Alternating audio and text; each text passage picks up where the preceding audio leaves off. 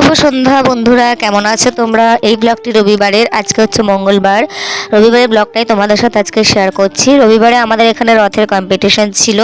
শুক্রবারে রথ ছিল, তো বৃষ্টির জন্য রথের কম্পিটিশনটা হয়নি। এটা হচ্ছে আমাদের বাড়ির সামনে, তো বাড়ির সামনে বলে ওই জন্য একটু দেরি করেই এসেছি। মোটামুটি 8:30 মতো বাজে তখন এসেছি। মেঘনাকে পুরোপুরি রেডি করে দিয়েছি, টিফিন খাইয়ে দিয়েছি, তারপরে যে বেরিয়েছি। আজকের ভিডিওটা বেশি একটা স্পিড করব না, তাহলে তোমরা রথগুলো ভালো করে দেখতে পারবে। হ্যাঁ, আগের দিন যেখানে রথ দেখতে গেছিলাম ওখানকারও কিছু রথ কিন্তু এখানে এসেছে। যেহেতু এলাকাটা খুব একটা দূরে ছিল না, কাছাকাছি ছিল, তাই এখানের কম্পিটিশনেও ওখানের কিছু রথ কিন্তু নিয়ে আসা হয়েছে।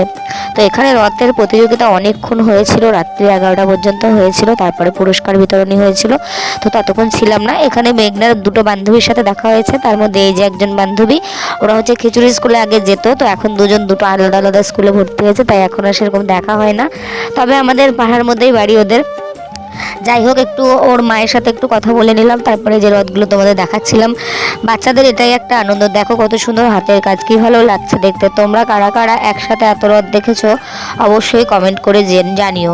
আর কারা কারা রথের দড়ি টেনেছো অবশ্যই কমেন্ট করে জানিও। আমি তো এবছর রথের দড়ি টানিনি, গত বছর টেনেছিলাম, তবে এবছর আর রথের দড়ি টানা হয়নি।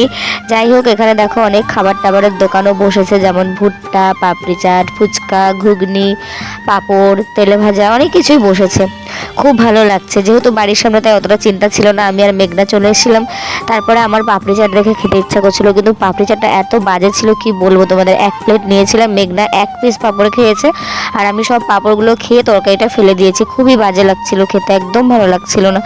আর এখানে ওই যে ছোটো ছোটো বাচ্চারা দেখো কি সুন্দর রথ বানিয়েছে, এটা হচ্ছে ওদের একটা মনের আনন্দ। মেঘনাও জানো তো চাইছিল, কিন্তু আমি দিইনি। কারণ এই যে বৃষ্টির মধ্যে বের করলেই ভিজে যাবে। হ্যাঁ, যদিও জানি যে দিলে ভালো হতো, কিন্তু আমাদের পরিবেশটা না আলাদা। পাড়াগ্রাম হলে সবাই মিলে বেরোতো, একসাথে আনন্দ করতো বাচ্চাদের সাথে, বাট ও তো একা, ওই জন্য আর দেওয়া হয়নি। তবে সামনের বছর একটু বড় হোক, তারপর ওকে দেবো, ওটাই ভাবছিলাম। তারপরে দেখতে পাচ্ছ রাস্তাঘাটও কিন্তু ভেজা, কারণ সারাদিন বৃষ্টি হচ্ছিল। ওই যে ভগবানের একটা লীলা, আগের দিনও রথের কম্পিটিশনে সারাদিন বৃষ্টি হয়েও কম্পিটিশন পর্যন্ত কিন্তু বৃষ্টি হয়নি।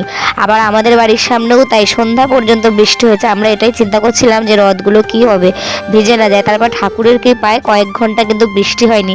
মোটামুটি 11টা পর্যন্ত কিন্তু সত্যি এক ফোঁটাও বৃষ্টি হয়নি, তবে রাস্তাঘাট ভেজা ছিল। তারপর মেঘনা খেলনার দোকান থেকে একটা খেলনা কিনলো, কি কিনলো সেটা তোমাদের পরে দেখাবো। তারপরে যে আরও আরেকটা রথ দেখতে পেলাম, কত সুন্দর লাগছে দেখতে। দেখো, এখন মেঘনার আরও একটা বান্ধবীর সঙ্গে দেখা হয়ে গেছিলো, তো তার সাথেও কথা বলে নিয়েছিলাম। তো যেহেতু বাড়ির সামনে অতটা চিন্তা নেই, তবে আমি একবার বাড়ি গেছিলাম, বাড়ি গিয়ে ঘুরে এসে জল খেয়ে এসে আবার এসেছিলাম, কারণ পাপড়ি চাটের দোকানে না জলের বোতলটা আমি রেখে এসেছিলাম, তো ওই জন্য জল তেষ্টা পাচ্ছিল। বাড়ি গিয়ে জল খেয়ে আবার পাপড়ি চাটের দোকানে গেছিলাম জলের বোতলটা নিয়ে আসতে। তারপর আমার খুব ফুচকা খেতে ইচ্ছা করছিল আর ঘুগনি খেতে ইচ্ছা করছিল। যেহেতু পাপড়ি চাটটা খেয়ে পেট ভরে গেছে, তাই আমি ঘুগনিটা খাইনি। তো ওখানে খেলনা নিয়ে আবার এখানে দেখছিল, বাট এখানে কিছু ওর পছন্দ হয়নি, তাই এখান থেকে কিন্তু ও আর নেয়নি। তারপর বলছিল মা আমি আরও নেবো। তারপরে আর আমি বলছিলাম তোর বাবা আসুক তারপরে নিবি। এদিকে দেখো রথের প্রসাদ দিল মেঘনাকে, জগন্নাথ দেবের প্রসাদ নকুলদানা। এই নকুলদানাটা হচ্ছে সব থেকে মহাপ্রসাদ। যাই হোক, ছোটোবেলায় আমাদের এটা একটা আনন্দ ছিল যে নকুলদানা পেলেও আমরা অনেক খুশি হতাম, তাই না বলো বন্ধুরা? এখানে দেখো ছোটো ছোটো কত রথ আছে, কি ভালো লাগছে দেখতে। সবাই কিন্তু হাতে বানায়নি। এই যে তারপরে মিঠাইয়ের সঙ্গে দেখা হয়ে গেল। মিঠাই হচ্ছে মেঘনার ক্লাসমেট, তো মিঠাইয়ের সঙ্গে দেখা হওয়ার পর একটু কথা বলে নিলাম। এবার আইসক্রিম দেখে আইসক্রিম খেতে চাইছিল, তারপর ওকে একটা আইসক্রিম কিনে দিলাম। তারপর আইসক্রিমটা কিনে দেওয়ার পর আমি ভাবলাম যে একটু যাই ফুচকাটা খেয়ে আসি, দেখি কোথায় ফুচকা বসছে। দুটো ফুচকার দোকান বসেছিল, এক জায়গায় খুব ভিড় ছিল, আর এখানে এসে দেখি এখানেও প্রচণ্ড ভিড়। আগের দিন যেই কাকুটার থেকে ফুচকা খেয়েছিলাম সেই কাকুটাই এখানে বসেছিল, তাই দেখাচ্ছিলাম তোমাদেরকে যে ফুচকার দোকানেও অনেকটা ভিড় ছিল। তো আমি তো দাঁড়িয়েছিলাম, আর বাড়ি যখন গেছিলাম মা বলেছিল মায়ের জন্য একটু ঘুগনি নিয়ে আসতে, রুটি দিয়ে রাতে খাবে। মা আর বেরোয়নি, সেই জন্য ভাবলাম যে ফুচকাটা খেয়ে তারপরে ঘুগনির দোকান থেকে ঘুগনিটা কিনবো। দুর্ভাগ্যবশত ঘুগনিটাও খুব বাজে ছিল খেতে, যদিও আমি খাইনি, মেঘনা একটু খেয়েছিল আর ওর ঠাম্মা খেয়েছিল, আমি কিন্তু খাইনি।